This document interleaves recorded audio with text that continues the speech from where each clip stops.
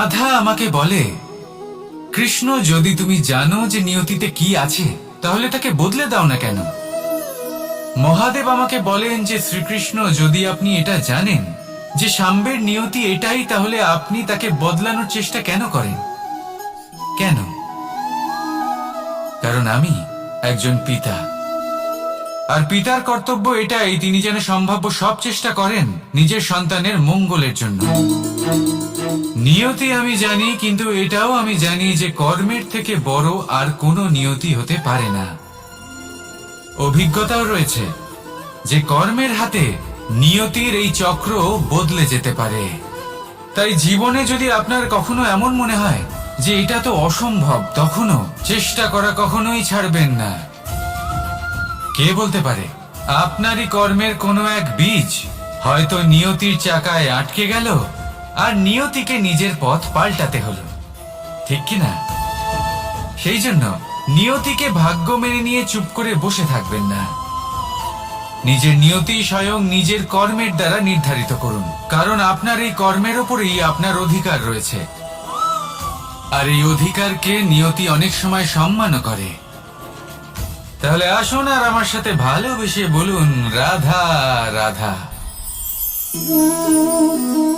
শক্তি এক অত্যন্ত বিচিত্র বস্তু, বা বলতে পারেন অনুভূতি।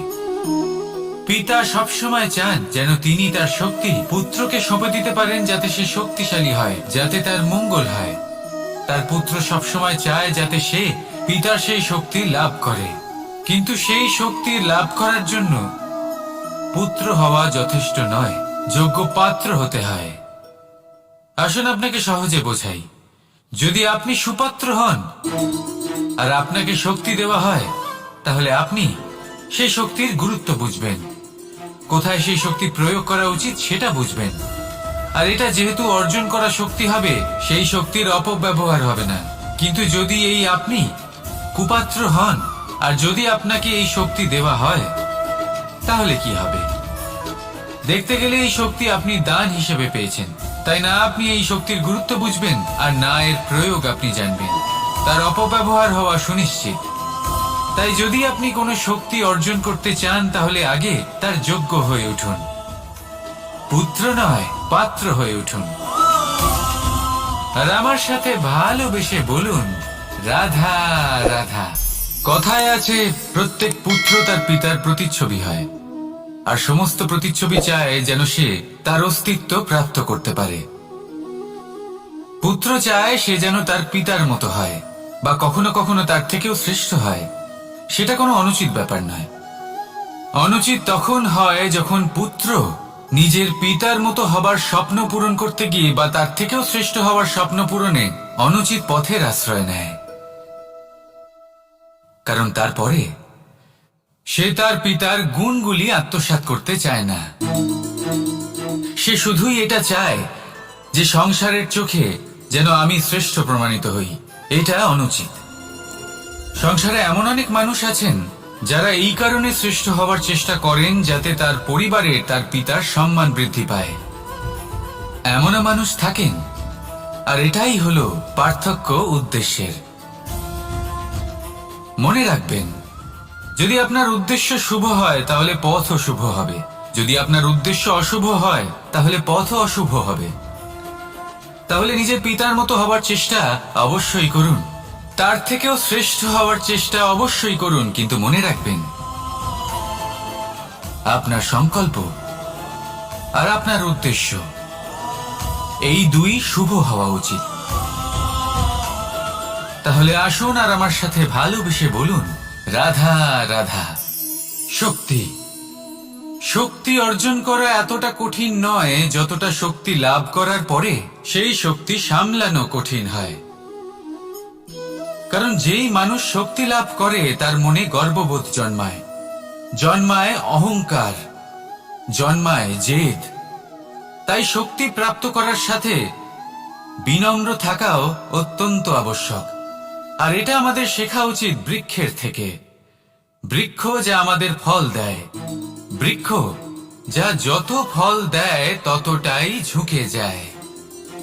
আমরা পাথর মারি ওই বৃক্ষের থেকে ফল প্রাপ্ত করার জন্য, সেই পাথরের মার সহ্য করেও বৃক্ষ আমাদের ফল দেয়। কোনো গর্ববোধ নেই, কোনো অহংকার বোধ নেই, আর সেই জন্য এই বৃক্ষের পুজো করা হয়। এটাই হলো মাহাত্ম্য শক্তির সাথে বিনম্রতার।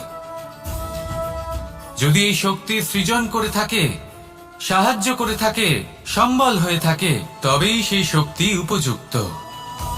আর নয়তো সেই শক্তি একদিন আপনাকে আসক্ত অবশ্যই করবে। তাহলে শক্তি অবশ্যই অর্জন করুন, কিন্তু তার সাথে সেই শক্তি সামলানোর মতো বিবেকও আপনাকে অবশ্যই জাগ্রত করতে হবে। তাহলে আসুন আমার সাথে ভালোবেসে বলুন, রাধা রাধা। অহংকার অত্যন্ত বলশালী হয়। এই অহংকার মানুষকে কখনো নত হতে দেয় না। অদ্ভুত ব্যাপার, এই অহংকার যা মানুষকে কখনো নত হতে দেয় না, সেটাই তার পতনের কারণও হয়ে দাঁড়ায়। যেখানে মানুষ এটা ভাবতে শুরু করে যে শুধুমাত্র সেই যোগ্য, সেখান থেকেই তার পতনের আরম্ভ। ঠিক কিনা? দেখুন, যদি কোনো মানুষ এটা ভাবে যে আমি সবকিছু করতে পারি, তাহলে তা হলো বিশ্বাস। কিন্তু যদি সে এটা ভাবতে থাকে যে শুধুমাত্র আমি এই কাজ করতে পারি, তাহলে তা হলো সেই ব্যক্তির অহংকার। আর এটা আপনাকে বিনাশের দিকে অবশ্যই নিয়ে যাবে। মনে রাখবেন, যখন আমি আর শুধুমাত্র এই দুই এক হয়ে যায়, সেখান থেকে আপনার পতনের সূত্রপাত হবেই। তাই আপনি কখনোই এই অহংকারের চক্রব্যূহে ফেঁসে যাবেন না। বিশ্বাস রাখুন নিজের ওপর এবং অন্যের ওপরও। আর মনে রাখবেন, বিশ্বাসের মধ্যে বিশ্বের প্রত্যেকটা বস্তু বসবাস করে। তাই এই অহংকারকে ত্যাগ করে ফেলুন আর আত্মবিশ্বাসের ওপর মনোসংযোগ করুন। আর আমার সাথে ভালোবেসে বলুন, রাধা রাধা। মানুষ নিজের জীবনে ঈশ্বরকে খুব মান্য করে। ওনার জন্য কি না করে, ভিন্ন ভিন্ন নামে তাকে স্মরণ করে, তাকে পুজো করে, তার আরাধনা করে। সে জানে যে ঈশ্বর তাকে শক্তি অবশ্যই দেবেন, তাকে সাহায্য অবশ্যই করবেন। কিন্তু যখন প্রশ্ন আসে গুরু এবং ঈশ্বরের, তখন গুরুর মান কখনো কম হওয়া উচিত নয়। কারণ সত্যি বলতে কি, গুরুই হলেন সেই সিঁড়ি যা বেয়ে আপনি ঈশ্বরের কাছে পৌঁছানোর পথ খুঁজে পাবেন। সেই পথ আপনি গুরুর থেকেই পাবেন। গুরু না থাকলে আপনি কখনো ঈশ্বর লাভ করতেই পারবেন না। আর জীবনে অনেক সময় লক্ষ্যের থেকেও অনেক বেশি গুরুত্বপূর্ণ হলো পথ। তাই এই পথের সম্মান করতে শিখুন, অর্থাৎ গুরুকে সম্মান করতে শিখুন। কারণ গুরুই হলেন পরমেশ্বর। তাহলে আসুন আর আমার সাথে ভালোবেসে বলুন, রাধা রাধা। আপনার জীবনে আপনার প্রকৃত বন্ধু আসলে কে? আপনার সব থেকে শ্রেষ্ঠ মিত্র আসলে কে? তিনি যিনি সময় এলে পরে আপনাকে সাহায্য করেন, নাকি তিনি যিনি সময় এলে পরে আপনাকে অর্থ দেন? দেখুন, আমরা হলাম মানুষ, আমাদের জীবনে লেনদেন চলতেই থাকে। এটা আমাদের জীবনের অভিন্ন অংশ। কিন্তু অনেক সময় এমন হয় যে আমরা তাকেই নিজের প্রকৃত বন্ধু বলে মনে করি, যিনি আমাদের একটা বহুমূল্য উপহার দেন। ঠিক কিনা? এবার আপনার জীবনে সেই বহুমূল্য উপহার কোনটা, ওই অমূল্য মিত্র আসলে কে, সেই সিদ্ধান্ত হলো আপনার। কিন্তু যদি আপনি আমাকে জিজ্ঞেস করেন, তাহলে আমার মতে স্বর্ণ, হিরে, মুক্ত, ধন এগুলো বহুমূল্য নয়। বহুমূল্য হলো সঙ্গ, যখন আপনি একা হয়ে যাবেন, সময়, যখন আপনার তাকে প্রয়োজন হবে, সমর্পণ, যখন আপনার বিশ্বাসের প্রয়োজন পড়বে। যে মানুষ আপনার প্রতি এই 3 গুণ প্রদর্শন করেন, যিনি আপনার কঠিন সময়ে আপনাকে অবশ্যই সঙ্গ দেবেন, যখন আপনার প্রয়োজন পড়বে আপনাকে অবশ্যই সময় দেবেন, আপনার প্রতি সম্পূর্ণ সমর্পিত থাকবেন, সেই হলো আপনার আসল মিত্র, সেই হলো আপনার প্রকৃত বন্ধু। কারণ সত্যি বললে, বন্ধুত্বের অর্থই হলো নিজেকে সম্পূর্ণরূপে কারোর কাছে সমর্পণ করে দেওয়া। তাই আপনার সেই বন্ধুর জন্য নিজের প্রাণ উজাড় করে দিন। আর ভালোবেসে বলুন, রাধা রাধা। মানুষ জীবনে তিনটে কাজ অবশ্যই করে থাকে, কিছু দান করে, কিছু গ্রহণ করে, আর কিছু ত্যাগ করে দেয়। এটাও ভাবতে থাকে যে এটা করলে কিভাবে করবে। দেবার জন্য পর্যাপ্ত ধন নেই, নেবার জন্য সংসারে অত স্নেহ নেই, আর ত্যাগ করার জন্য জীবনে এত সুখই নেই, তাহলে কিভাবে করবে? আসলে আমরা বস্তুগত চাহিদা অর্জনে এত ব্যস্ত হয়ে পড়ি যে আমরা বুঝতেই পারি না যে কি নেবার আছে, কি দেবার আছে, আর কি ত্যাগ করার আছে। তাহলে আজ আমি আপনাকে বলেই দিই, মনে রাখবেন এই তিনটে গুরুত্বপূর্ণ গুণ, তিনটে গুরুত্বপূর্ণ কথা। দেবার জন্য আছে দান, নেবার মতো আছে জ্ঞান, আর ত্যাগ করার মতো আছে অহংকার।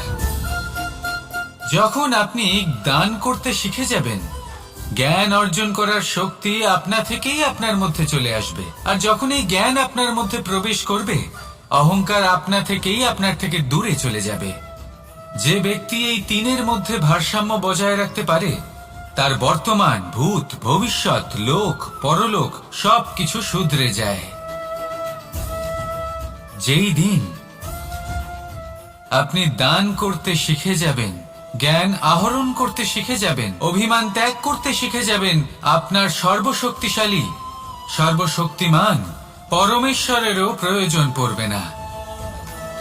কারণ তখন ঈশ্বর আপনার মধ্যেই বাস করবেন। তাহলে আসুন আর আমার সাথে ভালোবেসে বলুন, রাধা রাধা। জীবনে অনেক সময় সমস্যা আমাদের চারদিক থেকে ঘিরে ফেলে। এই সমস্যা নানান ধরনের হতে পারে।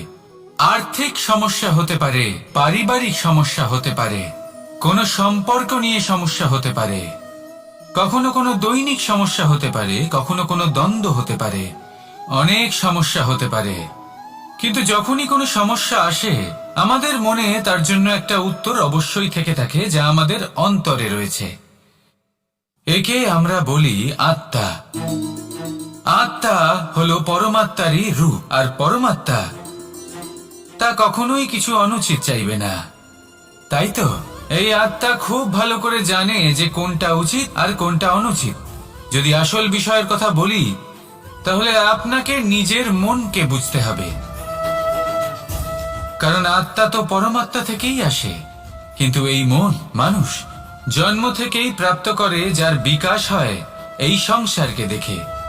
যেদিন আপনার এই মন আর আপনার এই আত্মা, এই দুই এক হয়ে যাবে, আত্মসাৎ হয়ে যাবে, সেদিন আপনার জীবনে না কোনো সমস্যা থাকবে, না কোনো ঝঞ্ঝাট থাকবে, না কোনো সংকট থাকবে। কারণ আপনার কাছে সেই সমস্ত সমস্যার, সমস্ত বিপদের সমাধান থাকবে, আর তাও আপনারই অন্তরে। তাহলে আসুন আর আমার সাথে ভালোবেসে বলুন, রাধা রাধা। ভক্তি আর শক্তি, এই দুইয়ের মধ্যে সম্পর্ক অত্যন্ত সরল। মানুষ ভক্তি করেন যাতে তিনি শক্তি লাভ করতে পারেন, আর শক্তি লাভ করার পরে ভক্তি ভাব ভুলে যান, আর শক্তির প্রতি আসক্তিতে মত্ত হয়ে যান, আর সেখান থেকেই তার বিনাশ শুরু হয়। কেন? কারণ ভক্তির দ্বারা প্রাপ্ত শক্তি অন্য কারোর হিতের জন্য ব্যবহার করতে হয়, অন্য কারোর মঙ্গল করার জন্য ব্যবহার করতে হয়, কারোর বিনাশের জন্য নয়। এবার যদি আমি আপনাদের একটা উদাহরণ দিয়ে বোঝাই, তাহলে কোদাল। কোদাল দিয়ে আমরা মাটি কোপাতে পারি, একটা গর্ত খুঁড়তে পারি, যাতে একটা নতুন বৃক্ষ জন্ম নিতে পারে। একটা বৃক্ষ যা অন্য জীবকে ফল প্রদান করবে, যাত্রীদের ছায়া প্রদান করবে। কিন্তু এই কোদালের ব্যবহার যদি আমরা অন্য কারোর ক্ষতি করার জন্য করি, তাহলে ক্ষতি শুধুমাত্র আমাদেরই হবে। তাই জীবনে যদি আপনি কোনো শক্তি লাভ করেন, হয়তো ভক্তির দ্বারা বা অন্য যেখান থেকেই হোক, তার সদ্ব্যবহার করতে শিখুন, নয়তো এই প্রাপ্ত শক্তি আপনার পতনের কারণ হয়ে দাঁড়াবে। তাহলে আসুন আমার সাথে ভালোবেসে বলুন, রাধা রাধা। বরদান, অত্যন্ত বিচিত্র এক বিষয়। কিন্তু দেখতে গেলে এই বরদান কি না করতে পারে। এক দরিদ্রকে রাজা বানিয়ে দিতে পারে, একজন দুর্বলকে এই সংসারের সব থেকে শক্তিশালী ব্যক্তি বানিয়ে দিতে পারে। কিন্তু আমরা ভুলে যাই এক অত্যন্ত গুরুত্বপূর্ণ কথা। বরদান এই শব্দের শেষে দান লুকিয়ে রয়েছে। এই দান কথাটা অত্যন্ত গুরুত্বপূর্ণ। আমাদের মনে রাখা উচিত এই বরদান আমরা দানে পেয়েছি, আর তাই তার সম্মান করা উচিত, কখনোই অহংকার করা নয়। আর যে ব্যক্তি বরদান পেয়ে অহংকার করেন তার যা ক্ষতি হয় তা হলো এই বরদান তার থেকে কেড়ে নেওয়া হয়। বর অর্থাৎ শ্রেষ্ঠ, অর্থাৎ বরদানের অর্থ হলো একটা শ্রেষ্ঠ দান, এবং তার ব্যবহার যদি আপনি কারোর ক্ষতি করার জন্য করেন তাহলে ক্ষতি শুধুই আপনার হবে।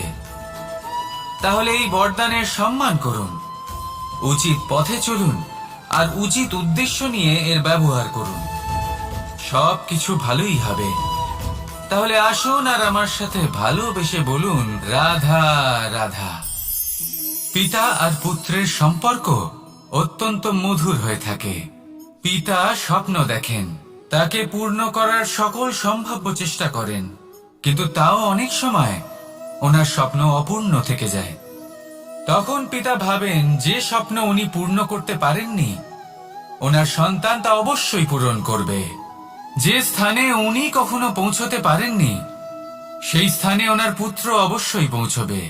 পিতা নিজের সন্তানের ভবিষ্যৎ নিয়ে সেই স্বপ্ন দেখেন, আর যখন সেই সন্তান সামনে এগোতে থাকে তখন তার দুঃখ হয় না, বরং গর্ব হয়।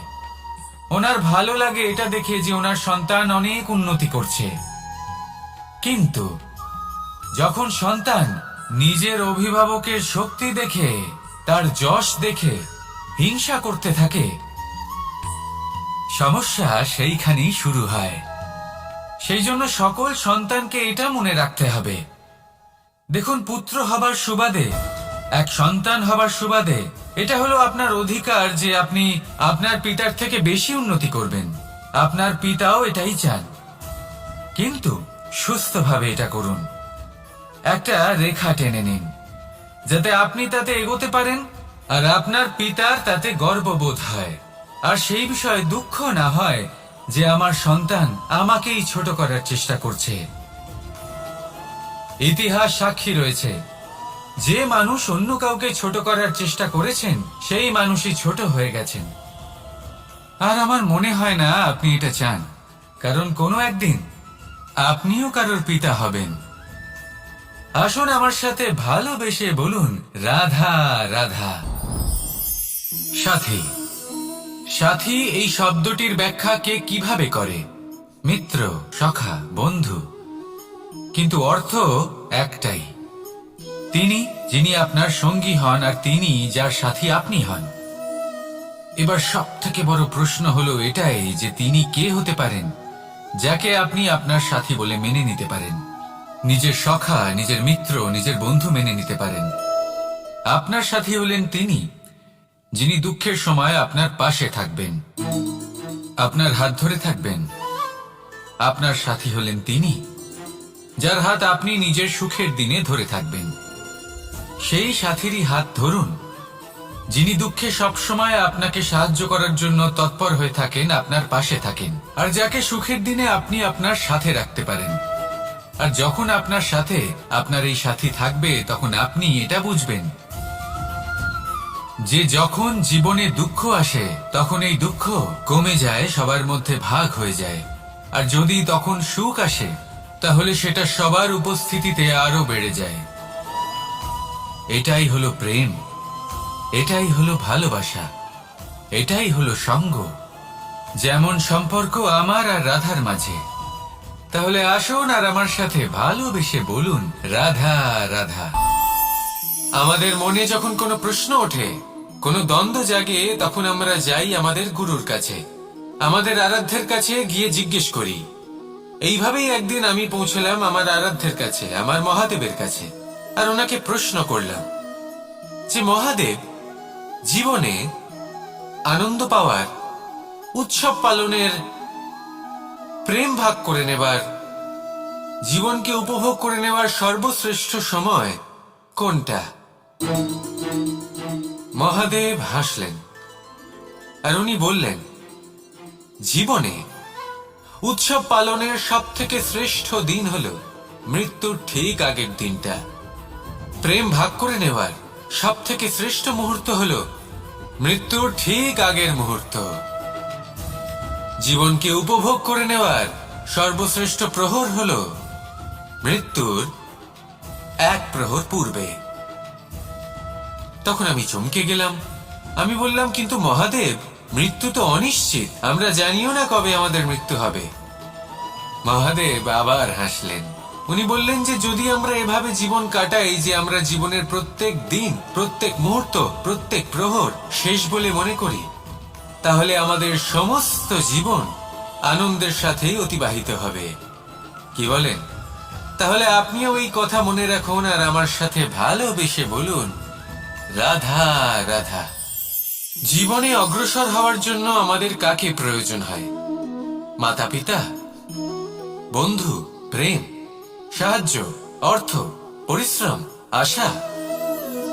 ভিন্ন ভিন্ন মানুষ ভিন্ন ভিন্ন বিকল্প চয়ন করে। যদি আমি আপনাকে বলি, তাহলে জয় আর পরাজয়ের মন্ত্র দুটো শব্দের উপর নির্ভর করে, মেনে নেওয়া আর দৃঢ় হওয়া। যদি মেনে নেন তাহলে হেরে যাবেন, যদি দৃঢ় হন তাহলে নিশ্চিত রূপে জয়ী হবেন। যদি কখনো আপনি ক্লান্ত হয়ে ওঠেন, আপনি দুঃখী হন, পুরোপুরি ভেঙে পড়েছেন, তখন মেনে নেবেন না যে আপনি ভেঙে পড়েছেন, নয়তো হেরে যাবেন। তখন উল্টে স্থির করবেন যে যাই হয়ে যাক না কেন, আমি জয়ী হবই। আর আপনি দেখবেন যে জয় নিশ্চিত রূপে আপনার কাছেই আসবে। তাহলে এই কথা মনে রাখবেন আর আমার সাথে ভালোবেসে বলবেন, রাধা রাধা। সময়, জীবন, কাল। দেখতে গেলে এই তিনটি শব্দ একটি শব্দেরই সমার্থক শব্দ মনে হয়, কিন্তু এই শব্দগুলির অর্থ কি সমান? কখনোই নয়। হ্যাঁ, এই সময় চলতে থাকে, জীবন চলতে থাকে, কালচক্র চলতে থাকে। এই সময় কেটে যায়, কিন্তু এই জীবন, একে যাপন করতে হয়। কি বলেন?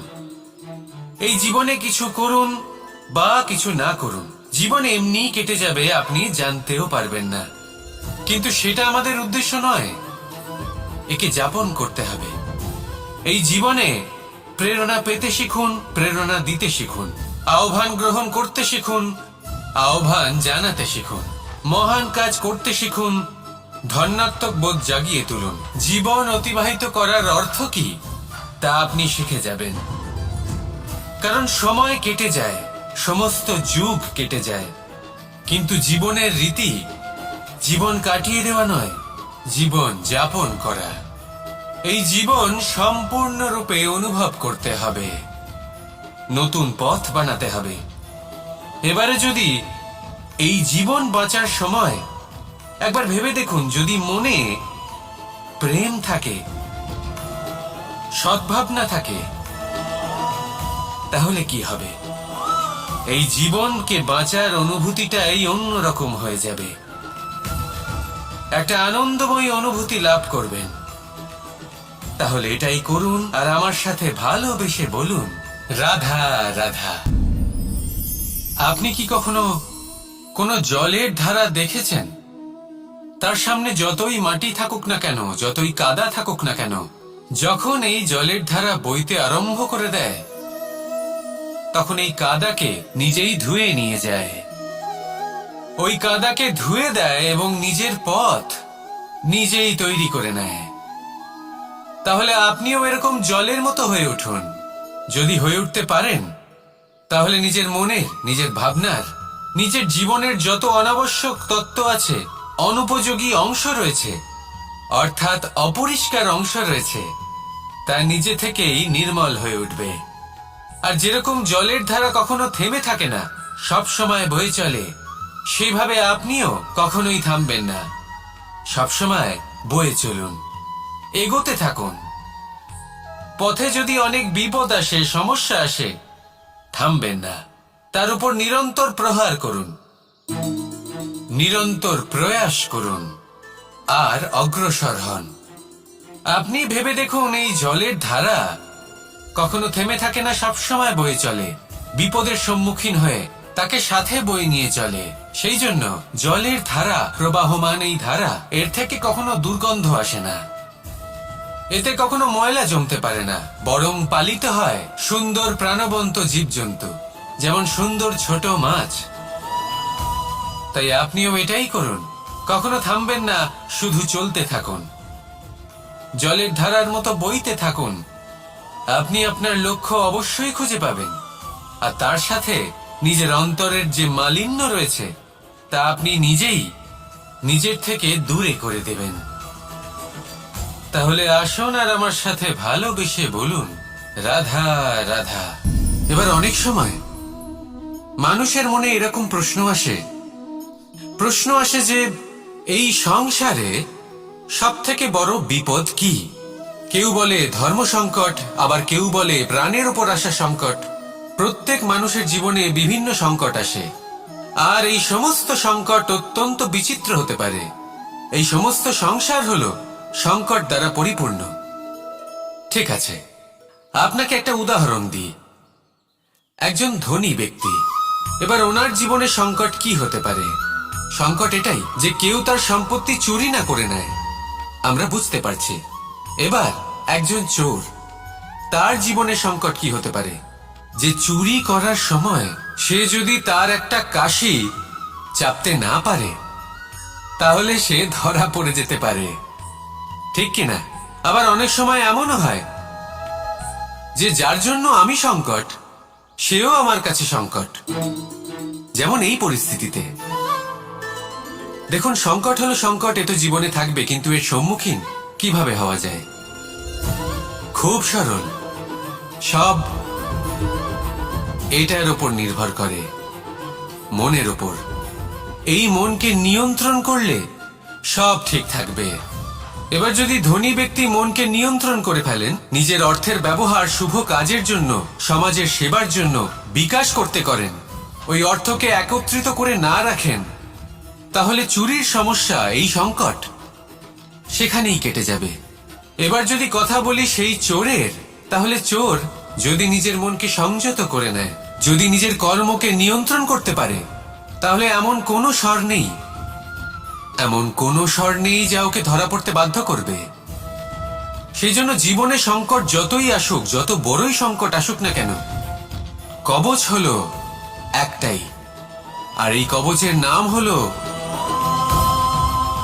আত্মনিয়ন্ত্রণ। নিজের মনকে নিয়ন্ত্রণে রাখতে শিখুন। এটা নিজের জীবনে প্রয়োগ করে তো দেখুন। যদি আপনি করতে পারেন, তবে আপনি দেখবেন যে সংকট তো জীবনে আসা যাওয়া করে, কিন্তু সেই সংকটগুলির সম্মুখীন আপনি এইভাবে করতে পারবেন। তাহলে সেটাই করুন, আর আমার সাথে ভালোবেসে বলুন, রাধা রাধা। এই দড়িটা দেখুন, ছোট ছোট রেশম দ্বারা তৈরি, এটা সরু সুতো দ্বারা তৈরি হয়েছে এটা, আর এ অত্যন্ত কোমলও বটে। আর আপনি চাইলে এটা সোজাও করে দিতে পারেন, আর চাইলে এটা বেঁকিয়েও দিতে পারেন, আর যদি চান তাহলে এটা গোল গোল করে বেঁধে কোথাও রেখেও দিতে পারেন। এবার এই কোমল দড়ি যদি কোনো নিষ্ঠুর কঠিন পাথরে বারংবার জড়িয়ে দেওয়া হয়, তাহলেও তাকেও কাটতে পারে, নিজের ছাপ ছেড়ে যেতে পারে, সেটার আকারও বদলে ফেলতে পারে। এবার এর কারণ কি? এর কারণ হলো অভ্যাস আর নিরন্তর প্রচেষ্টা।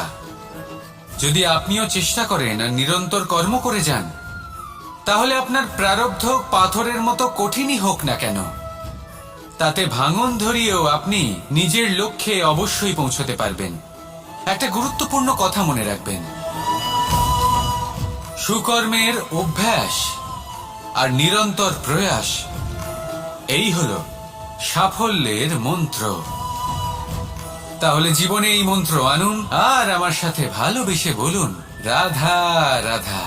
বসন্ত ঋতু, এই সময় মন আনন্দে ভরে থাকে, এমন মনে হয় যেন আমরা আকাশে বিচরণ করতে চলে যাই, কিন্তু সেটা তো সম্ভব নয়।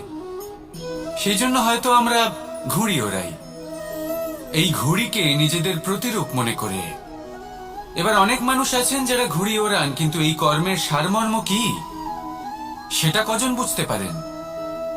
আপনি এটা মনে করুন যে আপনি হলেন সেই ঘুড়ি, আর এই সুতো যিনি ধরে রয়েছেন তিনি হলেন পরমাত্মা। আর এই সুতো যেখান থেকে শুরু হয় সেই লাটাই হলো আমাদের কর্মচক্র। এবার আপনি নিজেই অনুমান করুন যে এই উড়ান কার ওপর নির্ভরশীল? পরমাত্মার ওপর আর আপনার কর্মের ওপর। যদি পরমাত্মা আপনার হাত ধরে থাকেন, আপনার সাথে থাকেন, যদি আপনি শুভ কর্ম করতে থাকেন, আপনি এই আকাশে উড়তে থাকবেন। কিন্তু কোথাও কোথাও যদি পরমাত্মার সাথে এই বন্ধন ছিন্ন হয়, আপনার কর্মচক্র খারাপ হয়ে যায় বা থেমে যায়, তাহলে আপনার এই ঘুড়ি কেটে যাবে আর দূরে কোনো গাছের ডালে গিয়ে আটকে যাবে। তাই শুধুমাত্র ঘুড়ি ওড়াবেন না, তার থেকে শিখুন, পরমাত্মার সাহচর্যে থাকুন, সবসময় শুভ কর্ম করতে থাকুন আর সবসময় এই আকাশে উড়তে থাকুন। আসুন আর আমার সাথে ভালোবেসে বলুন রাধা রাধা।